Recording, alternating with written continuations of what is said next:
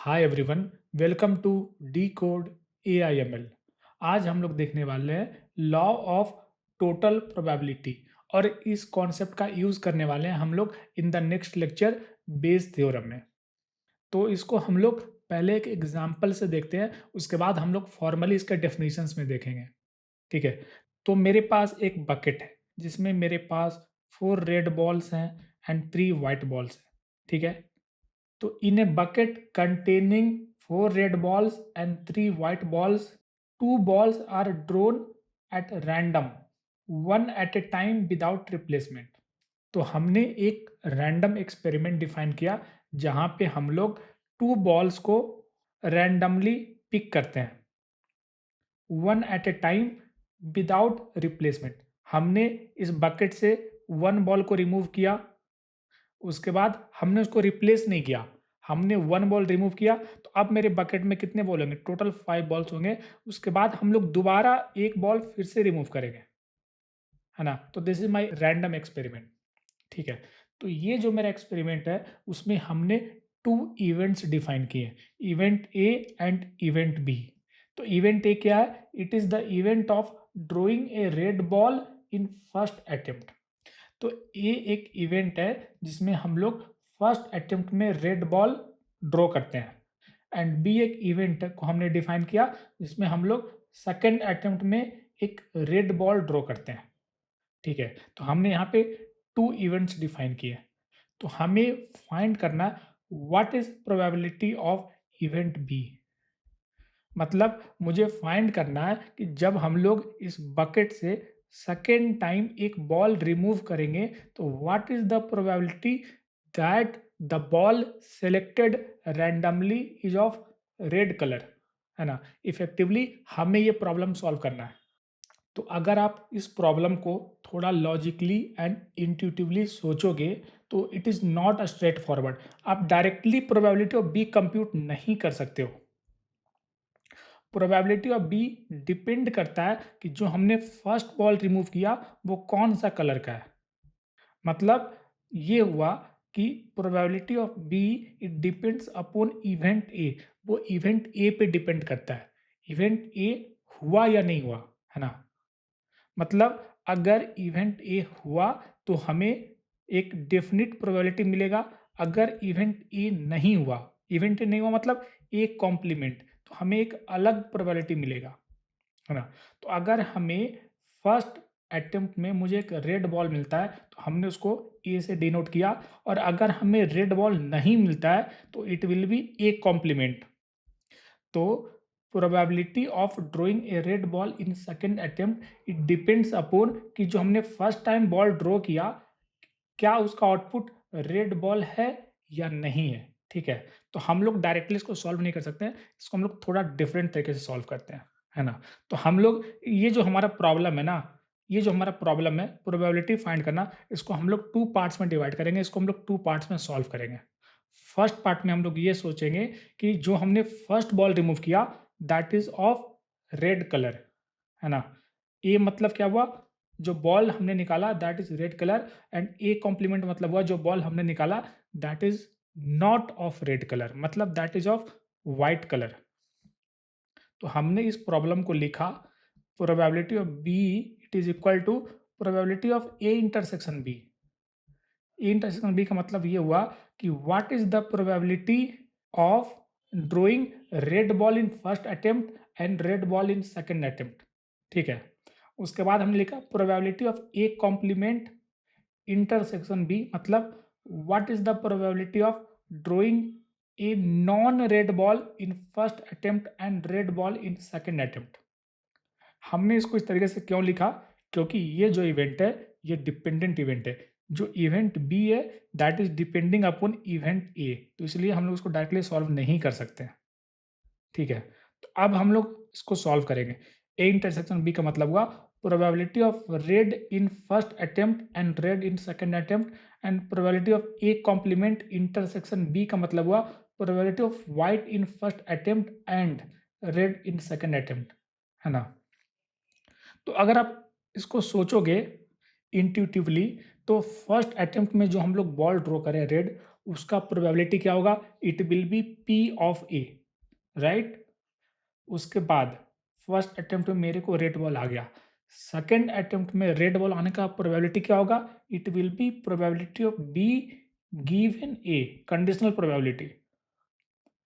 इसको हम लोग कहते हैं probability of B given A, है ना?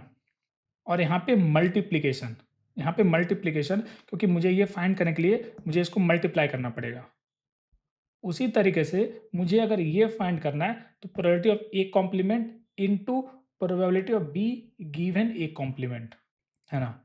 तो अगर मुझे फाइंड करना है कि फर्स्ट अटेम्प्ट में रेड एंड सेकंड अटेम्प्ट में रेड आने का प्रोबेबिलिटी क्या होगा, तो इट विल बी 4/7, है ना? मेरे पास 4 रेड बॉल है, तो जब हम लोग फर्स्ट टाइम एक बॉल ड्रॉ करेंगे ना, तो रेड बॉल आने का प्रोबेबिलिटी होगा it will B 4 out of 7, है ना? उसके बाद फर्स्ट टाइम मेरे को रेड मिल गया, ठीक है? अब सेकंड टाइम रेड आने का प्रोबेबिलिटी क्या होगा? It will B 3। मेरे पास अब सिर्फ 3 रेड बॉल्स मिलेंगे, क्योंकि हमने एक रेड बॉल को रिमूव कर दिया, तो now I have only 3 red balls and total count is 6, है ना? तो इट विल बी 4/7 इंटू 3/6। उसी तरीके से फर्स्ट अटेम्प्ट में अगर मुझे व्हाइट बॉल मिलता है तो उसका प्रोबेबिलिटी क्या होगा? It will B 3/7, and second attempt में मुझे रेड बॉल चाहिए, तो it will B 4 out of 6। It is not 7, it is 6, क्योंकि हमने एक बॉल को रिमूव किया और हमने लोग दोनों आउटकम को प्लस करेंगे बाई रूल ऑफ एडिशन, जो कि हमने पुराने लेक्चर्स में देखा था। तो जो मेरा फाइनल प्रोबेबिलिटी होगा that will be this much. तो आपने जो ये फॉर्मूला देखा ना, probability of B it is equal to probability of A and B plus probability of A complement and B, इसको हम लोग कहते हैं लॉ ऑफ टोटल प्रोबेबिलिटी, ठीक है? तो हमने विथ एग्जांपल देखा, अब हम लोग इसको कॉन्सेप्चुअली देखते हैं और इसको हम लोग जनरलाइज करते हैं। तो चलिए इसको हम लोग थोड़ा फॉर्मली देखते हैं कि क्या होता है। तो अगर B1, B2, B3 is a partition of sample space, yes, है ना? हमारा सैंपल स्पेस क्या होता है ना? हमने वेन डायग्राम से देखा था कि ये जो रेक्टेंगुलर बॉक्स होता है it is my sample space. Sample space contains the set of all possible outcomes of a random experiment and probability of sample space is equal to 1। तो अगर हमने सैंपल स्पेस को मल्टीपल पार्ट्स में divide कर दिया, ठीक है, multiple parts में डिवाइड कर दिया, then probability of A is equal to summation of probability of A intersection B I, है ना? और हमने देखा कि probability of A intersection B होता है probability of A into probability of B given A, अगर A and B are dependent event, right? तो इसको हम लोग थोड़ा और इसको डिकोड करते हैं, है ना? तो इसको हम लोग वेन डायग्राम की हेल्प से हम लोग इसको इंट्यूटिवली समझेंगे और इसको डिकोड करेंगे। ये एक बहुत इंपॉर्टेंट कॉन्सेप्ट होता है, क्योंकि इसका यूज़ होता है in Bayes theorem, and Bayes theorem के हेल्प से हम लोग मशीन लर्निंग में एक एल्गोरिथम देखने वाले हैं, नेव बेस एल्गोरिथम। और वो एक बहुत इंपॉर्टेंट ईजी टॉपिक होता है जो कि इंटरव्यूज में पूछे जाते हैं। तो हमने क्या किया, हमारा सैंपल स्पेस को हमने 3 पार्ट्स में डिवाइड किया, है ना? B1 is 1 part, B2 is 1 part and B3 is another part, है ना? तो हमने हमारे सैंपल स्पेस को 3 पार्ट्स में डिवाइड किया। लाइक अगर फॉर एग्जांपल हमने एक डाइस को रोल किया तो उसका सैंपल स्पेस क्या होगा? 1 2 3 4 5 6। तो आप ऐसा समझो कि हमने इसको 3 पार्ट्स में इस तरीके से डिवाइड किया। मतलब फर्स्ट पार्ट में मेरे पास 2 होंगे आउटकम, दूसरे पार्ट में मेरे पास 2 आउटकम होंगे, तीसरे पार्ट में मेरे पास 2 आउटकम होंगे। इसको आप ऐसे समझो, जस्ट ईजी एक्सप्लेनेशन, ठीक है? उसके बाद मेरे पास एक इवेंट ए है। तो एग्जांपल के सोचो कि एक इवेंट है ऑफ इवन नंबर, है ना? इवन नंबर एक इवेंट है, तो उसमें क्या-क्या आउटकम होंगे? 2 4 6, है ना? 2 4 6 होंगे। तो मेरे पास B1 है 1 2, B2 है 3 4 एंड B3 है 5 6, और मेरे पास एक इवेंट ए है इवन नंबर का जिसमें वैल्यू है 2 4 6। तो B1 में मेरे पास क्या-क्या है? 1 है, 2 है, B2 में क्या है मेरे पास? 3 है, 4 है, एंड B3 में क्या है? 5 एंड 6 है। तो अगर आप ये देखोगे जो ए इवेंट है ना हमारा, इट कंटेन्स 2 4 एंड 6, ठीक है? तो हमने इसको अभी के लिए हमने इसको वेन डायग्राम में डिस्प्ले किया to explain what is law of total probability. तो अगर आप देखोगे यहाँ पे कि B1, B2 and B3 are partition of sample space yes, है ना। हमने इसको डिवाइड किया तो हम लोग यस को लिख सकते हैं यूनियन ऑफ BI, है ना। BI एक सेट होगा और सेट में हम लोग यूनियन ऑपरेशन परफॉर्म कर सकते हैं, और जब हम लोग सारे सेट का यूनियन ऑपरेशन परफॉर्म करेंगे that will be equal to sample space, ठीक है। Next, we can also write A is equal to A intersection S, है ना। अगर हम लोग ए जो मेरा इवेंट है उसका सैंपल स्पेस के साथ इंटरसेक्शन करेंगे तो it will equal to this same, है ना। A intersection yes it will be A, क्योंकि जो ए है it is a subset of yes, और किसी भी सेट का किसी सुपर सेट के साथ अगर आप इंटरसेक्शन करते हो that is equal to the same subset, ठीक है। और हमने ऊपर यस क्या फाइंड किया, हमने यस को इस तरीके से लिखा, तो हम लोग यस को रिप्लेस कर देंगे विद दिस वैल्यू, है ना। तो हमने क्या लिखा, A is equal to A intersection union of B I's, है ना। इसको हम लोग डायग्राम से देखते हैं। हमने लिखा दिस एरिया, ये जो एरिया है ना, दिस एरिया ए, ये सारे सेट हैं, ये सारे जो है ना ये सारे सेट हैं, तो हमने लिखा दिस एरिया, ये जो एरिया ए है that is equal to this area A intersection intersection union of B1, B2 and B3, है ना। तो अगर हम लोग ये वाला जो हमारा एरिया है, ये वाला जो हमारा एरिया है, इसका हम लोग इंटरसेक्शन इसके साथ करेंगे तो मुझे ये एरिया मिलेगा। अगर हम लोग B2 ये मेरा B2 है, B2 का इंटरसेक्शन अगर हम लोग इस वाले पार्ट से करेंगे तो it will give me this area.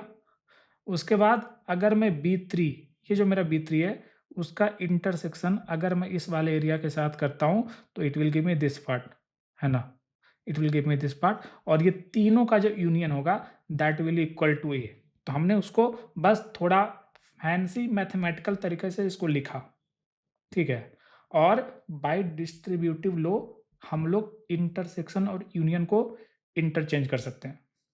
तो हम लोग यूनियन को बाहर ले आएंगे और ए अंदर चला जाएगा, ए इंटरसेक्शन BI, ठीक है।